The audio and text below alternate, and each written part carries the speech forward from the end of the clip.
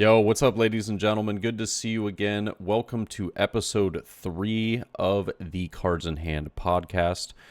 You've got me, myself, Ian, aka the TCG, the Luffy TV, joined by my man Daniel over here, FTC Hobby. And it's funny enough, we were planning on doing an episode today. Right. But we weren't planning on doing it on what we're doing it on. It's like, Right. it was like going to be, about like a couple of the regionals that happened, but then, Sure. sprinkle in some, new thoughts and like, going over, the interest of Starter Deck 10 and stuff. Mm-hmm. But then we got a bomb dropped on us. Boy, did we. We got a Boy, bomb. did we. I was like, dude, I'm not even kidding. I was asleep in my bed last night and it happened out of nowhere. I was just like, yo, what is going on? What is happening? I was like, my feed is blowing up. And then I saw the news and I went, what? Like, Yeah. So for anyone that doesn't know, we have seen new banned and new restricted cards come into play, new banned and restricted cards. We have the OPO2 leader Whitebeard Edward Newgate being banned, which that's just like, I'm shocked that it took this long to get to this point. Like we should have seen this at the beginning of OPO3 personally, but it's, or maybe even in the middle of OPO3, but to do it in the middle of OPO4 is a little late in my opinion. But also going into the OPO1 searcher Nami, which we're gonna be talking about that because that's crazy. The OPO2 searcher Curly Dawn, Right. which we'll also be going over that, and then the restricted down to one of OPO3, I believe. Marco's OPO3, I believe. Yes. Yeah. So OPO3 Marco with being able to revive by trashing an event card got restricted to one. But wow, what a roller coaster! Insanity. Yeah. And it's funny because you and I believe I want to say it was the first podcast we did. We kind of briefly touched on Whitebeard possibly getting banned. Will it get banned? Will it not get banned? And yet here we are. Here we are. So, Ian, let me ask you. You said you kind of. By the way, if you're already in bed, man, that's the earliest I've ever heard you get into bed too. Jeez. So here's the background of why I was in bed. Okay, all right. I went to locals last night and I came home. I went to locals and one of my friends from locals was like, "Oh, I got to get an Uber home." My boyfriend's at work right now, so I just don't have a ride. And I was like, I'll give you a ride, no worries. And so we, I'm driving her home, and it was funny because we were having a discussion about where she needed to go, and I actually was going based off a discussion that I was having with somebody else, so I drove the wrong direction. Oh, and we neither of us were paying attention because we were just chatting with one another the whole time, and then next thing you know, I'm like, wait a minute, so where do you live? And she was like, not here, like way over there. I was like, the other direction. Okay. So turned around, had to like add another 10 minutes to the trip, and then get to the place. But we were having a great discussion. We were just chatting it up. And then I finally get home, and it's like almost 11 o'clock at night.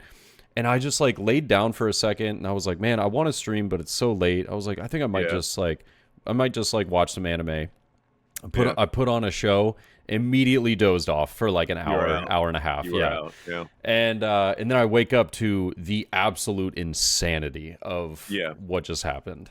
And so when you saw that, what was the initial reaction? What were your first thoughts when you saw all these bans / restrictions take place? What came to mind for you? You know what's funny is my first initial thought was, oh my God, Nami's on there.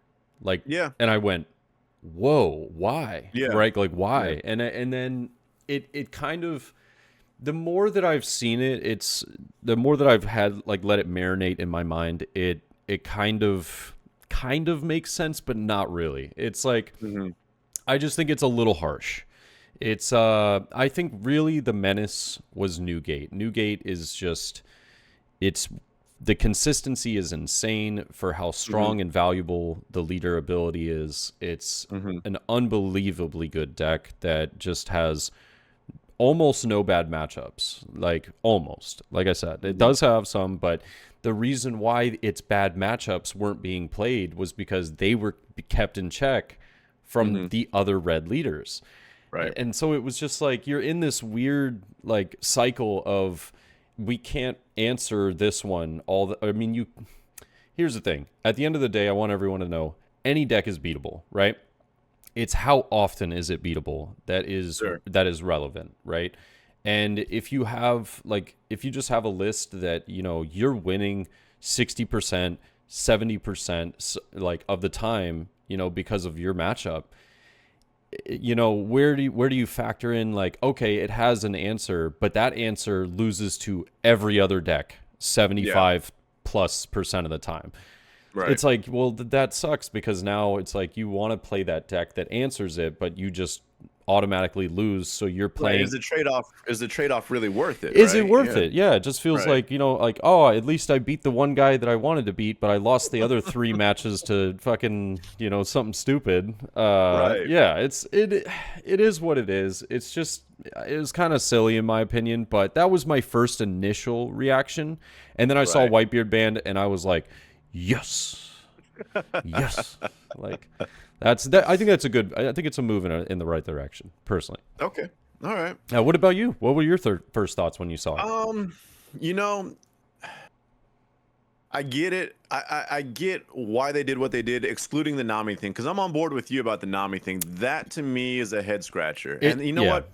The only thing that I can think of when it came to Nami is if you remember when they came down with the Whitebeard and Marco restrictions, the commonality within those restrictions that they listed being the reason was due to the introduction of the EZO searcher. These cards have now become too consistent. Yeah. Um, and that was literally titled, that was literally put with their Whitebeard pirates and their Marcos. Like this has become too consistent because we've now added this searcher that has made it just way too much of a thing. Hmm. And at the time, myself and I think others were asking, well, we're finding the common denominator within the reasoning of why you're restricting these. Why aren't you restricting that common denominator, right? Yeah. EZO, if the reason why you're giving us these restrictions is because of EZO, which I understand, then why aren't we removing EZO? Um, and I think maybe some of the mentality from that carried on into Nami as a searcher. Maybe I don't know. I don't like the only thing that I could like scrape together with my reasoning as to why Nami got hit like this was because of that the reason that they gave EZO as like the reasoning behind the restrictions to begin with. Um, I do believe that being said, I do believe Nami is not going to be a restriction that stands. I don't think. No. I think come set like No. so really we're seeing Nami banned for a month ish maybe.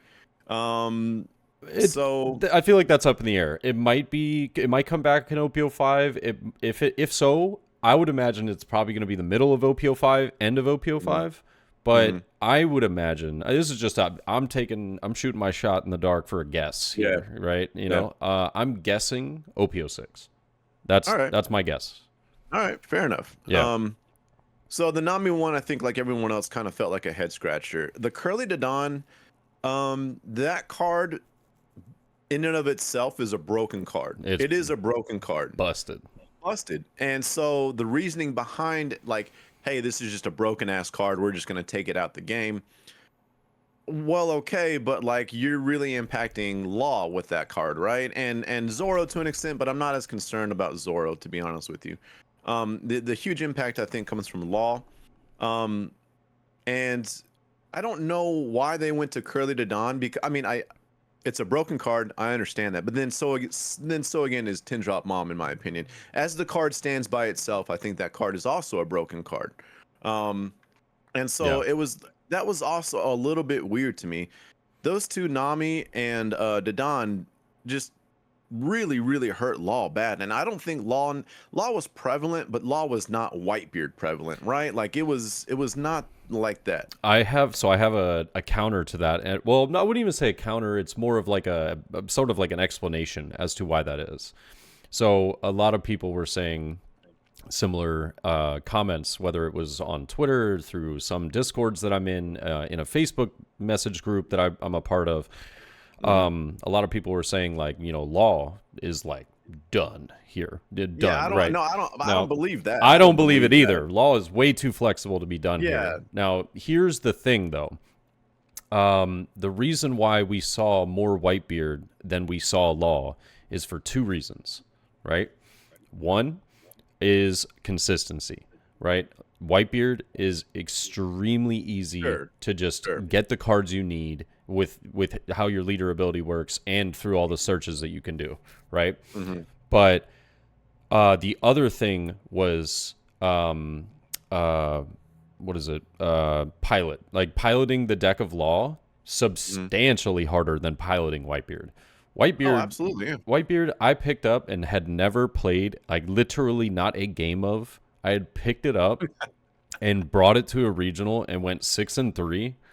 Like it was nothing. It was like, dude, the matches I lost was because I literally had never played the deck and I didn't know what to do in those matchups. Fair enough. And then I also lost to Lucci, which was like, Lucci's just a terrible matchup for Whitebeard. Yeah. Right. But yeah, it's like that those are the two reasons. It's one, consistency. Whitebeard is very easily consistent. With Law, you can miss your searches, you can whiff a lot of stuff. It's kind of a high roll deck to a degree. And then you also need to see certain pieces in order for, that to work. And if you just bottom deck all those pieces through other searches, that's rough, right? But it is. Yeah. I'm just like when I try and like look at it from a big scope of things, and I'm like, all right, obviously banning Whitebeard as a leader, insanely impactful, right? That's gonna have a massive impact. Banning Nami as a searcher will have an impact. How much of one? I'm not exactly sure. I think that's yet to be explored. And the same thing with Curly Dodon. So I'm like, I guess my thought process is, all right, well, fine. If you ban Curly Dodon because it's just a busted card, what was the impact? Like, what was the reasoning in terms of like what impact are you trying to make through banning of this card? And I guess that's where I'm kind of like drawing a blank with. All right, cool. Like I get it why you're doing it, but like where are we trying to go with that? Like what are we trying to do with banning Curly Dodon? If I had to take a guess, I feel like with these bans and restrictions, I feel as though 3 of the 4, or no, excuse me, maybe 2 to 3 of the 4 will be lifted, right? Nami and Marco 100% are going to be lifted at some point. When? That's up to, we don't know, right?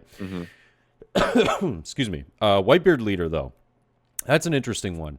Will Whitebeard leader be unbanned? I think it should eventually. Will it, though? We'll find out. But Curly Dodon, I actually think is a card that should not be unbanned. The reason why is because think about every other searcher in the game. There is no searcher that does something as generically good as Curly Dodon. Curly Dodon does not search by type; it searches by cost. Red does not have a lot of high end, like top heavy cards, right? It's low cost cards, and Red has tons of searchers, right? All of them being pretty much one cost.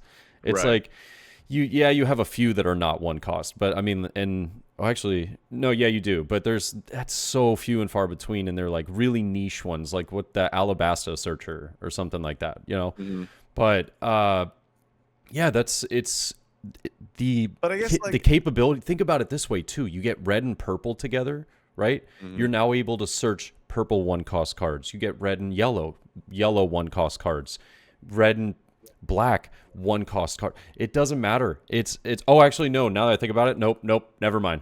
You have to search a one of red. It has to be a red 1-cost. Right. Never mind. But still, my point still stands. It is very, very strong to find cards that like Gordon, Nami, Otama, like I completely agree with that. But like crazy. again, like how impactful is that? Because we haven't been seeing decks that run Curly to Dawn dominate, right? So like where's the like what is the purpose Wait, if it's what? Zoro, Law. Zoro has not been in this meta. Zoro's, I mean, it won one regional, but in terms of like in the top 32, there's not been that many Zoros in top 32s. It's fair. Law has been. I have not had a problem with how consistently Law has not won a regional recently, if I'm not mistaken. Nor has it been that prevalent in top 16s. There's been, four or five on any given top 16. But truthfully, I'm okay with Law having that many in the top 16 because again, it goes back to like how much effort that deck takes to perform well. So that doesn't bother me. And so like I'm wondering, is this, I don't know, because your point is extremely valid. It is incredibly valid, and I genuinely believe that's the reasoning behind it. But if I'm holding up Curly to Dawn in one hand and I'm holding up Tindrup Mom in the other, one of them's not here anymore and the other one is still here with no restrictions. And I can make the exact same arguments for Tin Drop Mom that you just made for Curly to Dawn. Yeah. And so that's where the confusion for me comes in. I agree on all fronts that because of the way that card reads, it's busted and it's broken and it in essence doesn't deserve to be in the meta. But then why are we allowing cards like Tin Drop Mom, that is, in my opinion, an incredibly busted card, to still exist? When again, like the same issue can be applied, neither of which have been to, and that's the reason why I've been quote unquote okay with Tin Drop Mom not being restricted, because Tin Drop Mom's not, Katakuri's not winning tournaments. Katakuri isn't topping, 4 or 5 people in top 16s, and Law is, but again, that's that difference between like how much harder you have to work to get in that position with Law. So Yeah. I guess that's where my confusion comes in. And I don't want to harp on about it, but like that's where I'm like, all right, well, cool, you banned it because it's a broken card, but like, how impactful is this ban going to be, first of all? And second of all, if that's a broken card, Tin Drop Mom is a broken card, and you've literally paid no regard to it whatsoever. So that's really the point I'm really trying to highlight with all that. Yeah, I think what's going to be really interesting is that all of this is happening on the 10th of November officially, so that means that any events afterwards are now going to be under that restriction list. I believe we have 2, I could be wrong, I believe it's 2, maybe 3 events. Or no, I'm wrong. It's 2 to 3 weekends, so there's probably more events than that actually. But 2 to 3 weekends that will be this list or these restrictions until OPO5, right? And Pasadena being the first one. And so Pasadena is going to be really interesting. And the reason why is because I do think we're going to see Katakuri topping. Now, do I think that we're going to see Katakuri winning? I'm interested. I don't think we will, and the reason why, if I think it would be, decks are gonna, the anti. I think we're gonna start to see Magellan. Magellan with starter deck 10 in there is going to be a very interesting deck. I think we're going to see potentially a resurgence of OPO1 Blue Doflamingo. I think that'll be really interesting. Okay. I think that there might even be some space for Blue Purple Kaido now. Blue Purple Kaido coming in with some of those starter deck 10 cards. Dude, it might be a thing. Like, because here, what was Blue Purple Kaido in like some of these decks' problem? Red, Zoro, right? Law. Like, and now that they don't have those really aggressive low end decks that can go wide as possible to deal with, they can literally play a very like methodical, well thought out match that does counter what people are saying might be the new top dog, the new like apex predator. So yeah, I would agree with Blue Purple Kaido if it wasn't for the fact that deck is so heavily reliant on one single card. And what, if you don't see that, yeah. I mean, you run 4.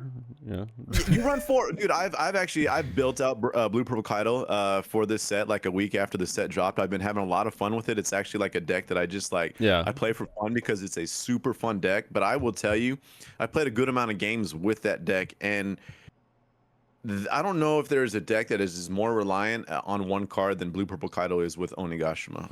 And I think that's where its weakness comes in. The deck plays completely different. You're not playing 9-drop Kaido with no Onigashima Island. There's just no shot. And that is arguably Blue Purple Kaido's strongest card. And is. But anyways, I don't want to go. We don't want to harp too far down that. No, you're but fine. But wait, doesn't Blue Purple Kaido run like the who's who that can now search the Onigashima? Yeah, absolutely. Yeah, he can. Because that makes it easier. It absolutely does. Yeah. I'm just saying for a 4-of in the deck that I run too, I've not seen it as like I've been surprised with how often. And the thing is like nothing feels worse than coming across your Onigashima Island like on turn 3 or 4. And it's just like messing up your curve almost entirely because now you've set your mind to like, all right, well, I guess I'm not playing with Onigashima Island. So now my curve looks completely different. Oh, I just drew into Onigashima Island. Holy crap. now what does this look like? You know what I mean? It's just, it can get weird without that card. Onigashima into Queen.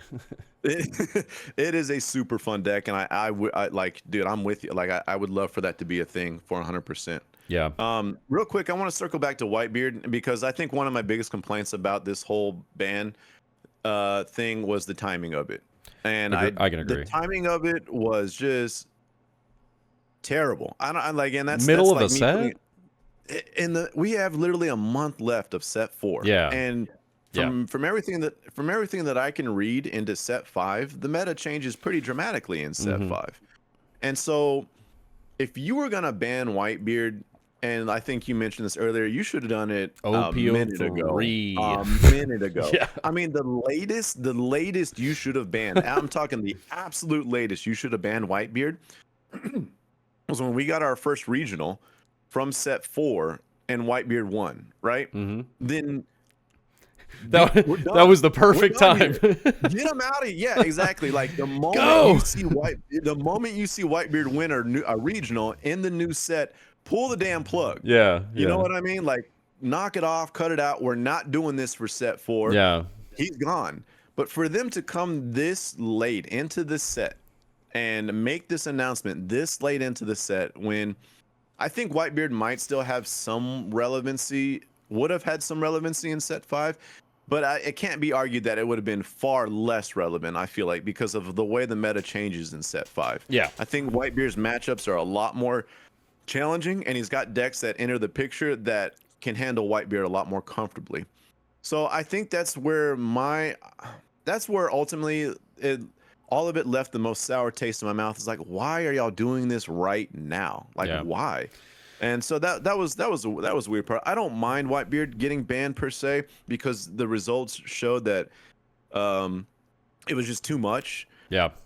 But it also, like we were saying in our previous podcast, now that we've removed the top predator in the ecosystem, and a predator that kept Katakuri in check, I have legitimate concerns with what we're about to see with Katakuri for the remainder of set 4. I think that, I mean, we're going to touch more into it, but we've seen what the market says about what they think Katakuri is going to be, where Katakuri stands for the last set. Very true. Very true. But by the way, I wanted to show you something. Speaking of like you were talking about the data and stuff like that of, some of the OPO4 regionals and treasure cups that happened and whatnot. So here are some really interesting numbers, right? In October 21st, we had an online regional that was, top 16 players, right? 5 Law, 5 Newgate, 4 Zoros. There was only 1 Queen and 1 Doflamingo. In an online treasure cup, August 26th, 12 Newgates in the top 16, 3 Zoros, and 1 Lucci, right? Gee. In August 5th, online treasure cup, Newgate 9 out of the 16 players, Zoro 2, Law 2, Katakuri 2, and Nami 1. All right, there we go. Yeah. And then this one went back to July, but that's pretty far back. But yeah, I mean it's prevalent. it's been prevalent. it is. It's It been a is. thing. So I personally am of the belief that the decision to ban the Whitebeard leader is a good decision. Unfortunately, it's been late. Yeah. It's been a long time coming. It's very late. Yeah. It is what it is, but whatever. I would agree with you on that, to be honest with you. If it was one of these things that we saw that they kind of, like I said, I think the first time that the Whitebeard won regional and set forth, that was the absolute latest you let this thing continue to rock. The latest, the absolute Yeah. latest. And then you pull the plug because where we are now, everyone's just kind of like, well, I mean, okay, I guess, like, cool. We've gotten, all the regionals that we just went through, the gauntlet of regionals, everyone that topped with Whitebeard, and now we got a month left till set. It is just, it was questionable to say the least. Yeah. So I think it's going to be very interesting, though, to see a lot of the players that played Whitebeard. I think that there is, because this is funny. This is how I view it. There's there's really good players that played Whitebeard because they knew that they could win good prizing fairly easily if they just played a very easy, consistent deck, right? Very linear, just does the job, has very good matchups. Like, I don't blame them. I don't blame them at all, right? I could have done it, but I was like, nah, I don't know. I find the deck kind of boring, but it is what it is, and I don't care about prizing. I'm just like, I just want to have fun at the end of the day, and I think that I think it's going to be interesting to see, because you have these very good players that play it, and then you have like players that did well playing it because it has such good matchups, but they're not like very good players, right? So you're going to see them have to branch out to different decks. And we're probably going to see like a lot of frustration because people are going to be like, well, this deck sucks because like you can't find everything like you can with Whitebeard. And it's like, oh no, welcome to the rest of One Piece. and then you're going to have a seat. Have a seat. Join us. Yeah, the water's fine, and then you're gonna have the really top players. I'm interested to see what they're gonna do. Like, what decks are we gonna move to? Are we gonna see are we gonna see a transition of all of them go to Katakuri, or is it gonna be a transition to maybe like the 4.5 like starter deck 10 mixture where we're bringing in like Magellan, we're maybe trying out I don't know. Like, I still believe that there are red lists that will be viable. Like, I think there's red lists. We haven't even mentioned Ace. We haven't even talked about Ace. And I think Ace got rocked. I'm sorry, but Ace got rocked. With Marco being gone now, Newgate, other Marco, Ace is rocked. I actually think Ace is still good. I know like the 5-drop Marco restriction hurts that deck a lot. A lot. I still think Ace is still very strong, to be honest with you. I'm not. We've seen a resurgence of Ace as of recently. I think people have kind of caught on, like, hey, maybe Ace was a little bit slept on. I still think Ace will be a thing. You know what we might see is we might see like an Ezo striker Ace that will have multiple searches per turn. You end up getting a ton of board removal, and then basically you just draw into your Flame Emperors and use your Flame Emperors to be aggressive. And like you basically play around that, and I think there's definitely a really cool idea there. But I personally think that Red Luffy might be very interesting. I think Red Luffy mixed with some like Whitebeard ideas, like using Ezo, but then also using in 2 years at the in 2 years searcher. Straw Hat Search. Exactly. And people are sleeping on that. I'm like, bro, you still have a Straw Hat Searcher. You just don't have a body to play with your search. Exactly. You don't get a body to play, but you also still get the search. But then somebody argued to me, which is why I thought that it was very interesting. I was like, why don't you see that there's maybe a reason why they banned Nami? Although I still think it's a little odd. I think like when you put it in this kind of context, it does become a little clearer. Is like in 2 years, you don't get a body on the board, right? And you're limited to a Straw Hat character. Yeah. Nami, you get a body on the board. You can search a Straw Hat character, an event. Event You didn't could matter. you could search a Straw Hat leader if you had one in your deck, man. You'd be Right. like, Psh, Right. let me pull out Right. Zorro real fast. Like, Yep. I'm gonna switch up my leader. Like, it's crazy. You can search Right. anything. So like, So Nami could search black Straw Hats too, right? absolutely. Yeah. Absolutely. Okay. It can search any Straw Hat card in any single deck. That's why, like the film Brook that people used in, they sometimes used in Law, Yeah. that was searchable by Nami. Yeah. You could Well, play. it was like you Yeah. mentioned Who's Who a second ago. Who's Who's Yeah. a blue card that searches Animal Kingdom pirates, and Yeah, it can a be in lot of any which deck. are purple cards. Mhm. Yeah, absolutely. In eShow, when I run brand new, there's a lot of green navy cards that eShow can pick up, or excuse me, that brand new can pick up too. So Yeah. Brand Yeah. You know what's interesting about, and that's like another thing about brand new that I think is very interesting is so like here's a very unique instance for anybody that doesn't know this. This is something I found out the hard way, was that Ezo from OPO2, right? A searcher that can search Whitebeard pirates. The way that the card is worded, it can search anything with Whitebeard pirates in its type. That is the way that it is worded. Whitebeard pirates in its type. So that means it can even search former Whitebeard pirates, Whitebeard Yeah. pirate Brand new can't do subordinates. that. Brand new can't do that.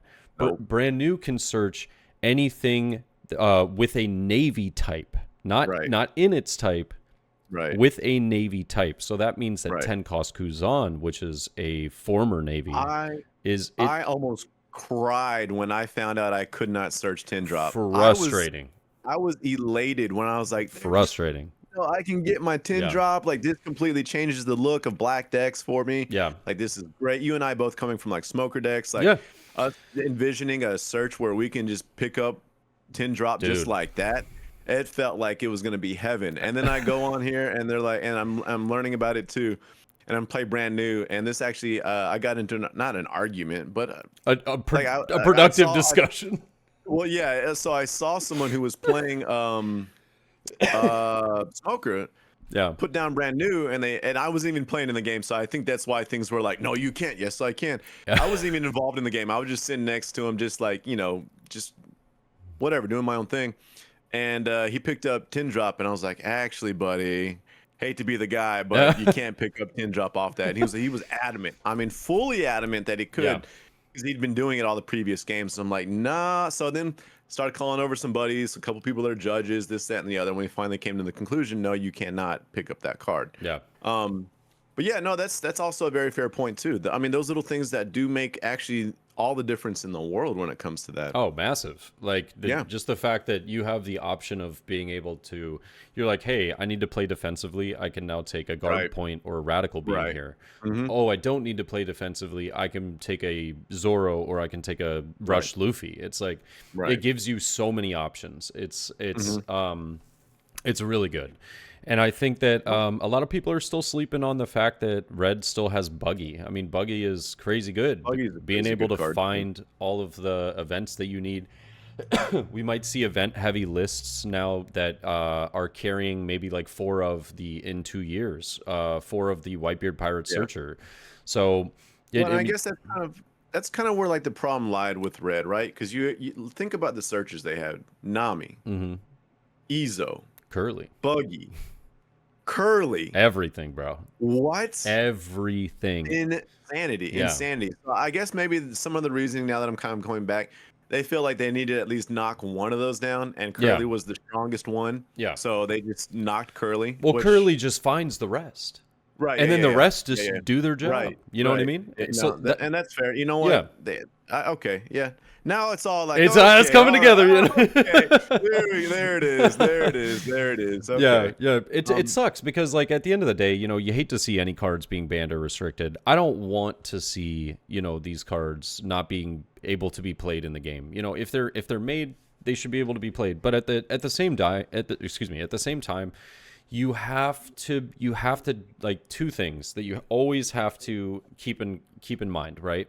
One is customer satisfaction. Are people happy with this? Yeah, obviously red players are. They're like, dude, I got a broken deck. This is sick. Life is Right? good. Yeah, life is good, man. We're eating out here, but the other players, that are trying to play decks that they're interested in, maybe a leader that is like their favorite character from the show, or maybe it's just somebody that they really like the ability of, right? Like, Yeah.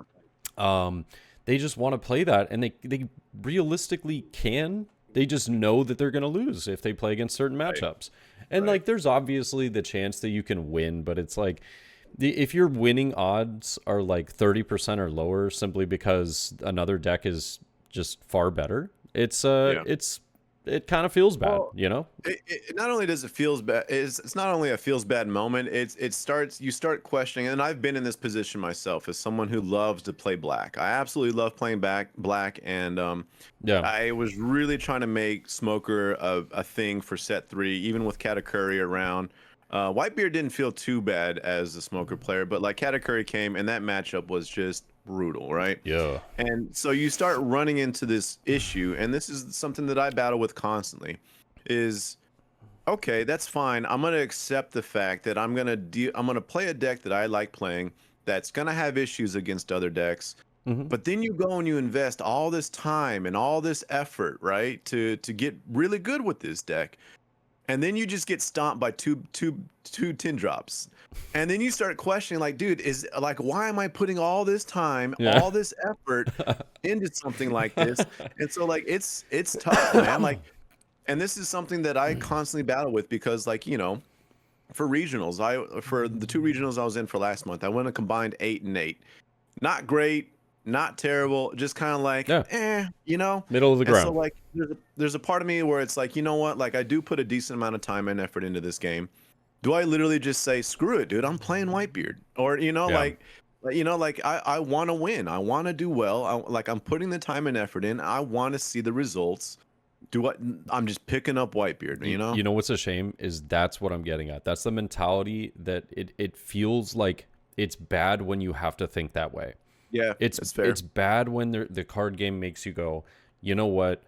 In order for me to win, I have to play this deck. I don't want to play it, but I kind of have to play the deck because it has the best odds, right? Yeah. And that's not fun. That's not conducive to a good meta and to a strong community where everyone is like, "Ooh, there's, this really interesting idea that multiple decks have their own balance and that, everything's got their own counter more or less." Like, Yeah. and I thought that that's the direction where OPO4 was going, but then we had, just the continuation of an OPO2 leader with little to no changes whatsoever. And it's, and an OPO1 leader with little to no changes since OPO2. Yeah. Actually, I don't think it has any changes since OPO2. What's that? Law. Has Law had anything? I don't think it's had anything added. I don't think so. I think it's just OPO. Nope. Yeah, OPO1, OPO2 cards. Yeah. Yep. Yeah, you're right. Yep. Which, in all fairness, I would agree with that sentiment, but that is a part of like inevitability when it comes to card games across the board. If you look at Pokemon, if you look at Yu-Gi-Oh, there's always going to be that deck, right? There's always, and so like, that's a fair criticism, but it's a fair criticism up to a point to where it's like, it is impossible, it feels like, to make this 50-50 down the board across all decks, right? There's always going to be that edge, and always going to be that, damn, this deck is just that much stronger than all the other ones. Yeah. But again, to people like yourself and me who want to find that balance between, I'm having a lot of fun playing this game and I'm winning, right? Like, and I'm like, and I'm still performing well. Yeah. That is something that it's tough, man. It's a tough balance to strike for sure. And I feel bad. I do feel bad that there are some people out there that are having fun playing Whitebeard and winning, right? Yeah. And teach their own. I mean, teach their own, bro. Teach their own. If if that's what you want to do, then live your life. Live your life. Exactly. I don't know. It's just, to me, it's like, I guess when OPO3 first came out, I played Katakuri because I was like, yo, this is such a cool leader. Like, Yeah. this is so cool. I love this. Yeah. Like, being able to play cards from trash or from life and stuff like that, right? Yeah. And the more and more I played it, I actually had a match where I played a mirror matchup, and it made me almost never want to play the leader again. And here's the thing, I won. I won the mirror Yeah. matchup, Yeah. Yeah. and it made No, me not want to play it because I yeah. realized Yeah. like my opponent outplayed me like Yeah. 100%. Yeah. But my life had triggers that won me the Yeah. game. Yeah. I got No, it's. I outplayed, mean, but it's just like I got lucky, and I'm like, that is yeah, no, so I've joked stupid. with the locals that Yeah, are like, dude, just play Katakuri, you know, just like, because I always just rag on Katakuri players here locally. And it's all in good fun, you know, like I always give them hell. yeah, yeah. And they're like, hey, join us, join us. I was like, brother, if I dropped a 10 drop Big Mom on y'all, I couldn't look my son in his eyes anymore. You know, like it's just that, it's just like that level of like, yeah, Damn. son, your father's out here playing 10 drop Big Moms. I just, you know what? I can't come home to that. I can't come home to that. No, but in all seriousness, like I'm with you because I messed around with the deck too, Yeah. and it does, I don't know, maybe we're just softies. I don't know what because I've experienced that same like almost remorse. You know what I mean? Yeah. When you're like, I feel hey, bad. brother, I got two 10 drops, Yeah. and boom, boom. You just See you lose, later. man. I'm sorry. Yeah, Like, exactly. And it's like, and I've had that, you know, dude. I played Katakuri 1 week, and I came across a Sanji leader, oh, that's not even fair. and I'm like, brother, I mean, you know, there's only so many examples, like, but I was like, brother, there was literally nothing. There is Yeah. nothing that you could do about this. Yeah. And it just like That's like to an that's extent, like it was- 110 win percent rate right there. It Like, has to be. You know, I mean, like the game, to say it wasn't even close is an understatement. To be honest with you. But yeah, it's just crazy. I do want to circle back though to kind of what we were saying in terms of what this means for the rest of this set, right? Mhm. And what are people going to transition to? What are we going to see in these upcoming tournaments? And honestly, I feel like there's a lot of people that are just going to kind of move to set 5. If I'm being honest with you, I don't think, unless you've got like a really big tournament coming up, because you mentioned like the top players. What's the new meta? What are the top players going to do? I honestly believe that a lot of people are going to write off the remainder of set 4, and they're just like on just like, I can hop on the sim right now and I can start testing my black blue Sakazuki, right? Mhm. I can start playing with that. Nationals, if I'm not mistaken, is going to be set 5. Yep. Why am I going to spend another month doing something else when I can literally just move on to the next? And quite frankly, that's kind of where I'm at. Not that I'm in any position to be winning any tournaments, so that doesn't really affect me in that regard. But I will say, like, the rest is set 4 for me. I'm staring at my Isho deck, like, all right, buddy, let's do this. You know, like I'm gonna have fun. I'm my Blurple Kaido deck. Hey, Yeah. hell yeah. Yeah. Like I'm gonna rock this. I'm gonna play Blurple Kaido. I'm gonna play Isho. I'm gonna have fun for the rest of set 4. And then set 5 comes. I've already made up my mind. It's gonna be Sakazuki for me. So I'll start tinkering with those builds and start having my fun with that. But I'll be honest with you, I feel like the rest of set 4, not too many people are gonna take it that seriously anymore, to be honest with you. I can agree. think a lot of people are gonna look at set 5 and see that the meta is gonna have a pretty good change within it, and I think people are gonna say, you know what, man, right now my time is just better spent looking ahead with set 5 and starting to kind of figure that scene out, particularly because the people that are competitive are going to be looking at nationals, and they're going to want to be as dialed in as possible when it comes to that event. And I mean, quite frankly, there's no reason for us to really, I don't want to say care, because that feels like it's like I'm not trying to poo-poo it, but like at the same time, it's like, how much do you really care? You know, like for one more month of just kind of like shenanigans, how much are you really gonna put that much time and effort into it? So I could see people just like saying, well, set 4 was fun. That was fun. We've got red purple starter deck. We can have fun with this. You know, we can start messing around with that. But I don't know how much quality play we're gonna get out of the remainder of set 4, if that makes sense. I don't know. Personally, I'm excited to see some of these regionals and treasure cups after November 10th. I really am, because I want to see. Agree. I want to see, are people running, like, is it going to be a predominantly Katakuri thing? And if it is there going to be someone smart enough to be like, running like anti-Katakuri lists? And if are they going to succeed really well, or are we going to see kind of like this, I don't know, sort of like trying to counter the mentality, and you go, okay, everyone's going to run Katakuri, but then in reality, no one does because people are trying to like counter it. It's the layers of meta. Yeah, That we're gonna go through, they're right? like, Yeah, oh, yeah. I'm going to counter your thing with this, I'm but gonna then I'll counter your counter with the counter, bro. yeah, bro, it's going to be crazy. Yeah. So I don't know. Yeah. I'm excited to see what those look like. I want to see what the what the changes will do.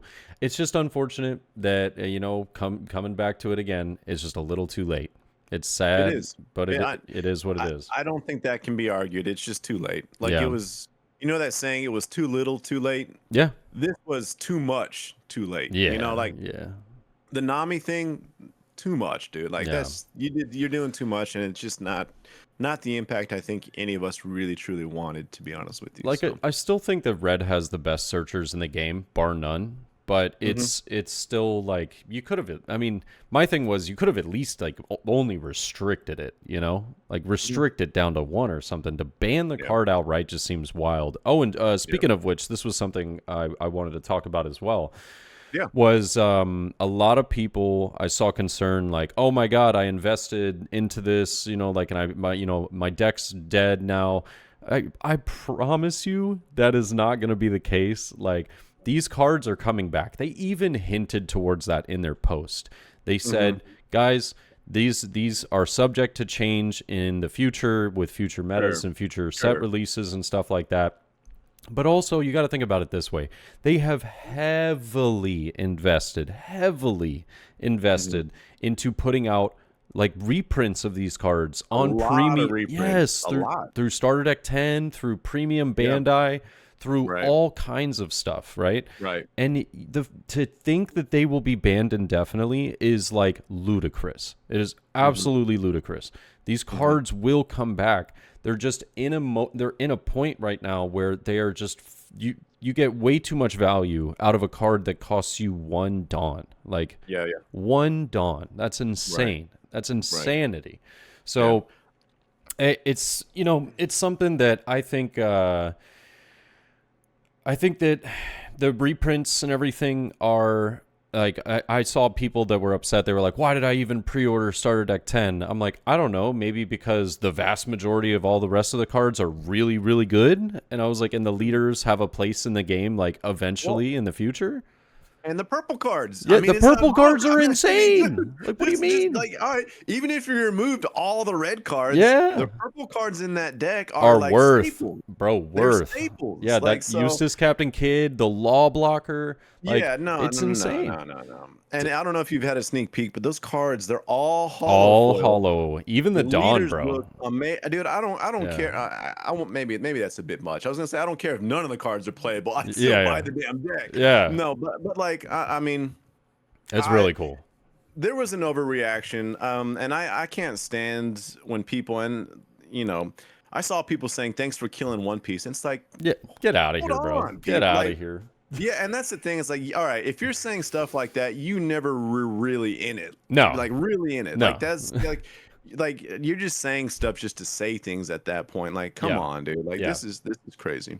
I do want to add to kind of what you were saying. I'm anxious to see, because you were talking about you're anxious to see kind of like what these tournaments. I'm curious to see what the new Law deck is going to look like, to be honest with you. Yeah, I'm really excited to see how people are going to get in the lab and cook up these new Law builds, because Law's leader ability is too much value for it to just die.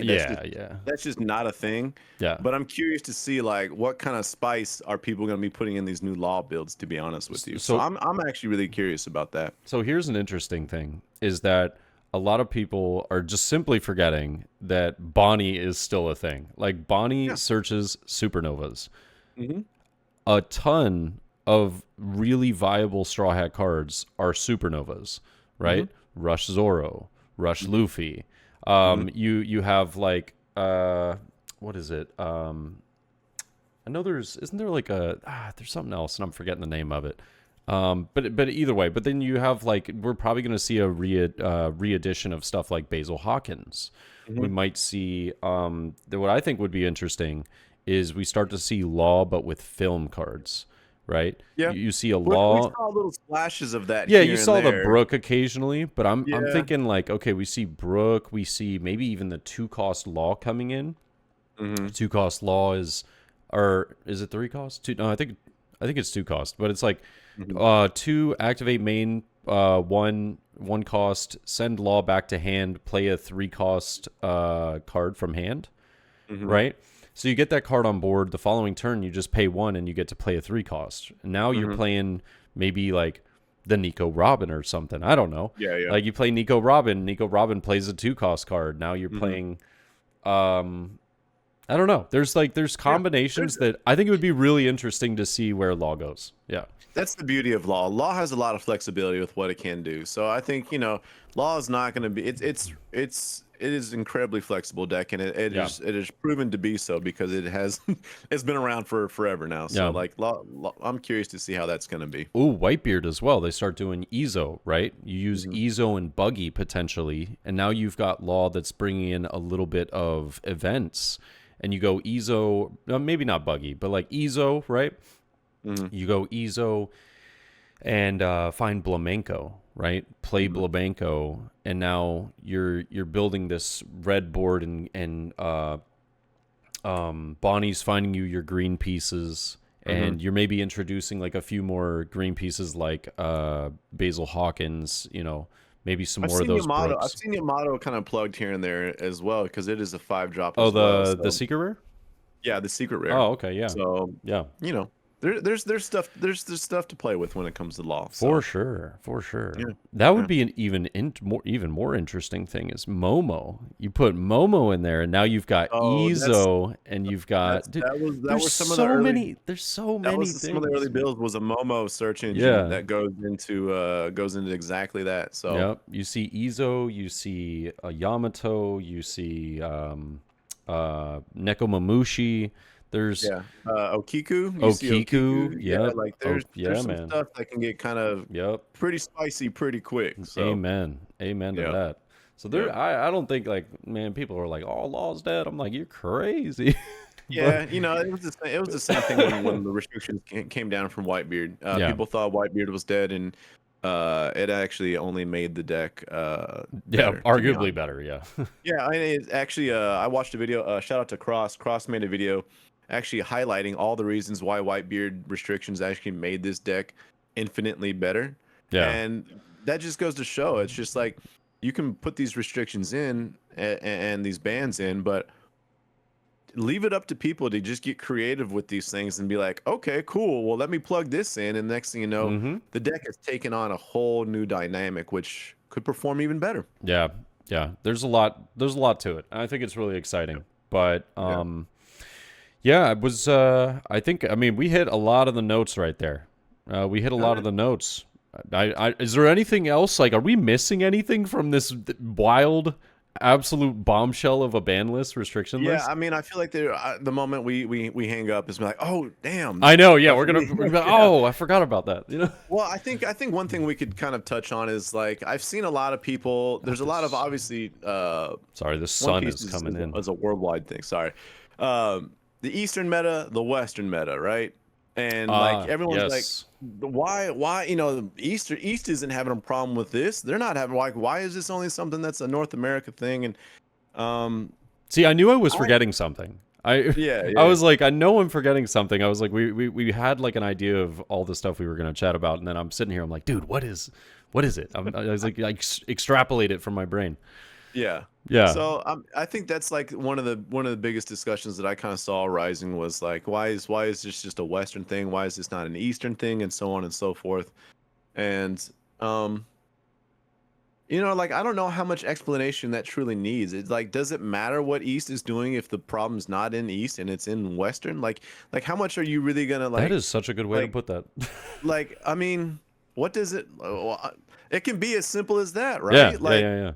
Does it really matter? And like, and I think the other point that annoyed me, and I don't know, maybe it's just because I'm like trying to stand up for my turf over here, where it's just like people clowning on Western and like NA gameplay. I'm like, there's it feels like it's almost like this like superiority complex when it comes to just like riding the coattails of like Eastern players and Eastern like meta, where they kind of like position themselves like, oh, NA is stupid because all they do is play Whitebeard and da da da da. And it's like, I mean, is there really a need for that type of like comparison or analogy when it's not really relevant because we have the results that are showing very skewed heavily in one demographic and not nearly as heavily in another? So like, Yeah.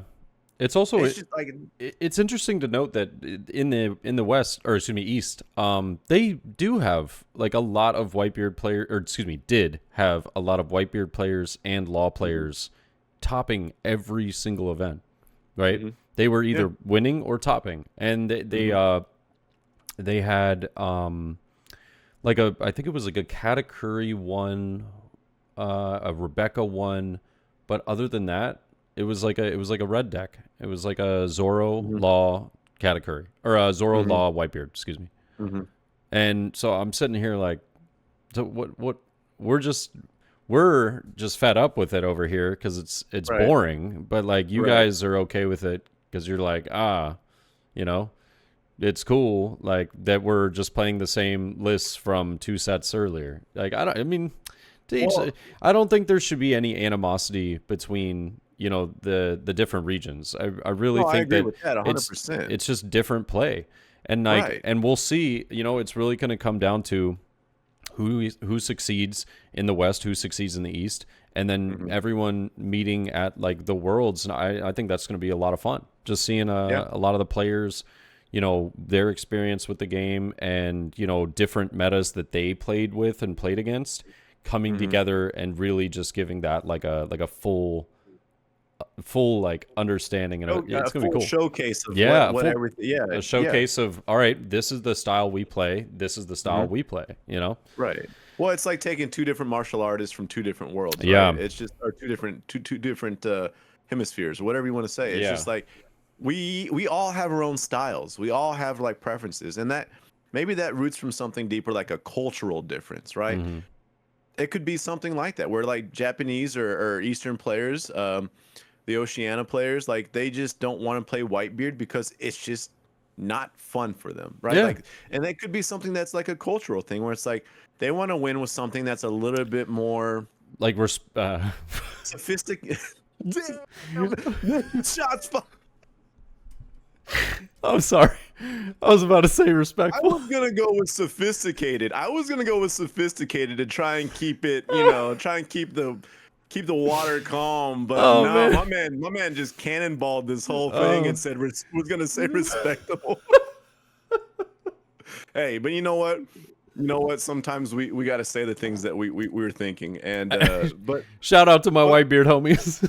yeah, no, for real. Please don't cancel us. But I think there is something to that as well, though. I think there's just a different fundamental approach on how people want to play and win the game, to be honest with you. No, yeah. And I think like digging deeper than that to where it's just like now you're starting to like try and compare the two and kind of label one as inferior, like this inferior approach, and this other one is superior, and like all that is just completely unnecessary in my opinion. Like it doesn't really have any relevancy whatsoever unless you're just literally trying to create an argument, and I don't really see the purpose for it, to be honest with you. Oh, it's crazy, man. It's crazy. Yeah. But I look, at the end of the day, we're gonna figure out where this is going to go after November 10th. And I think it's going to be super exciting. But you know what? I feel like we should end on predictions. What do you all right, so for like Pasadena and like we'll just go Pasadena. Okay. What do you think we're going to see for like give me like 4 leaders that you think we might see in the top 16. What do you think? 4 leaders? Yeah, because usually it's about 4 leaders we see in the top 16. Yeah, no, that's fair. Yeah, it's gonna be Katakuri. Katakuri's gonna have. We'll definitely see him for sure. Katakuri's gonna have a spot there. I also think that we'll see Blue Croc. Blue Croc. So that's actually a good point. Yeah. That's actually a really good point because one of the decks, because we talked about Whitebeard and Law kind of being like the natural predators for Katakuri. And I've heard people say, and maybe I'm guilty of this too because I'm being overly dramatic, that Katakuri is just going to run wild because there's nothing to keep it in check, right? Yeah. The Blue Croc matchup is actually a pretty even matchup. If anything, it may be like just like a pinch in Katakuri's favor, maybe at most at 55-45. Yeah. But for someone who's played Blue Croc and played a lot of Katakuri, it feels pretty fair, pretty even, to be honest with you. So Blue Croc, maybe that picks up a little bit more. But I would go with Blue Croc. I think that's a great point. Blue Croc. Cool. Blue Croc, Katakuri. Mm-hmm. I know what my other one would be. You're gonna say Magellan, aren't you? Magellan's a maybe. I would put that as like a fourth or fifth. But for third, actually, I'd maybe put at third. Maybe I'm going Ace. I'm gonna put Ace as the red deck. Oh, okay. I think Ace really has picked up a lot of fun, a lot of steam, a lot of momentum coming into this kind of back half of the set. And then I was gonna say Green Purple Dofi over Ace. Okay. Because Green Purple Dofi answers very well to Katakuri, and so I think that it's going to be a good meta call. The only tough part though is now Blue doesn't have as bad of a matchup, so Blue Croc will be a weird one. Like I know that you kind of disagree with me on Blue Croc and Green Purple Dofi, but what do you mean? Like you remember when I said I was like Blue Croc's a bad matchup for Green Purple Dofi, and you were like, bro, I don't believe it at all. No, I wasn't that dramatic. Come on, I know that's not a good matchup for y'all. If anything, I was trying to like elevate my self-esteem. When I lost the game to you, I'd be like, hey, you know what? This isn't that fair a matchup. No. But in all honesty, like that's not a good matchup for Green Purple Dofi at all. Yeah. Like it's winnable. Honestly, it's hard. It's hard. It's hard. winnable, but hard for sure. Yeah. I'm surprised, and maybe this is just like a stupid one, but I'm surprised we have not seen Nami as much. Ooh, so Nami. I could see Nami sneaking her way into there. Dude, Nami might be sneaky, bro. Yeah, I could see that 100%. So, wait, how does Nami do against Katakuri? I don't know. I don't think it's a great matchup for her, to be honest with you, because of the trigger. Because, no, Nami's not swinging. Ooh. I think Nami needs to tech Nojiko. If they get Nojiko and are able to remove all of Yellow's early game, I think Nami might just win. I mean, it very well could be. I'll be honest with you. Nami was the one leader that I'm surprised we did not see more of for this set. If I'm being complete, I really thought Nami was going to be more of a thing for the meta. No, that's fair. Red. But yeah, no, I could see Nami. But I say all this, Zoro's not going to really go anywhere. I think Zoro's still very much a real thing. Yeah. I mean, Zoro relies. Yeah, Zoro has to dom, but Zoro was always like an Ezo, buggy search, and so. So Blue Croc, Blue Croc, Nami. I think Ace, and what was my fourth one? What was the one I?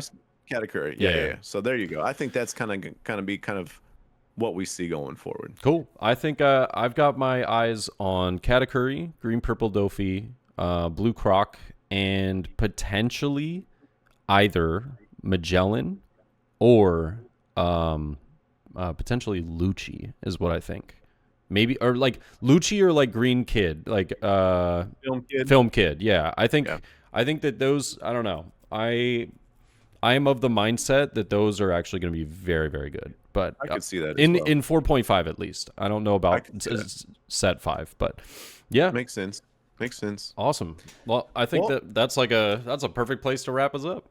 Yeah. Yeah, because I mean, we have this has been woof. Let me tell you, man. What a day! You know what a day! It's exciting. It's exciting to be honest with you. Like it's fun as these things kind of get stirred up because it's like creates this whole like vacuum of things that are gonna happen afterwards. Yeah. So I'm with you though. Like I was kind of like I don't want to sound like a doomsdayer. It's like Katakuri's gonna go crazy, but like in the back of my mind, I'm right there with you. Like I'm really curious to see how the rest of this set is going to play out, what the adjustments are going to be, how people reconstruct law. The response to these bans and restrictions. It's always cool to see people get forced into a situation where ingenuity. they now.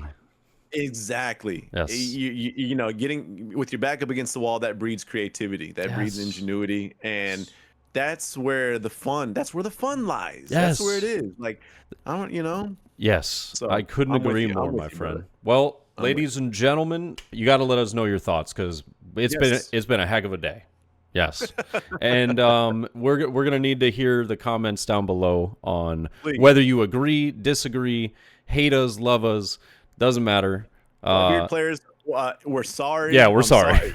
Sorry. I'm sorry, not sorry. I'm not gonna lie. Like, I know. There's part of me that's sorry, but like, there's also part of me that's like, yes. No.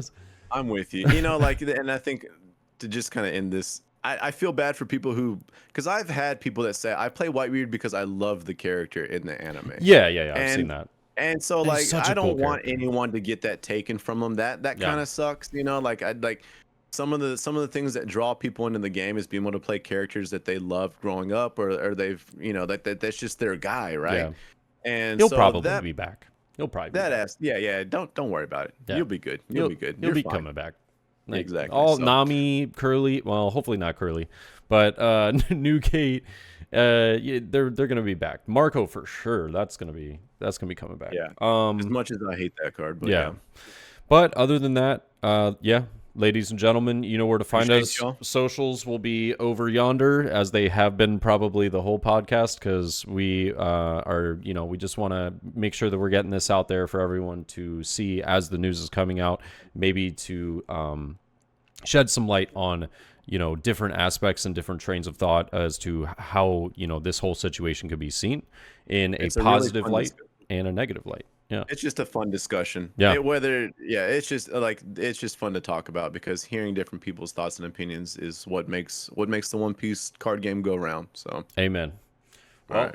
I hope you guys have a great day. Enjoy your weekend or your week. And other than that, we'll see you the next time. All right. Talk to you soon.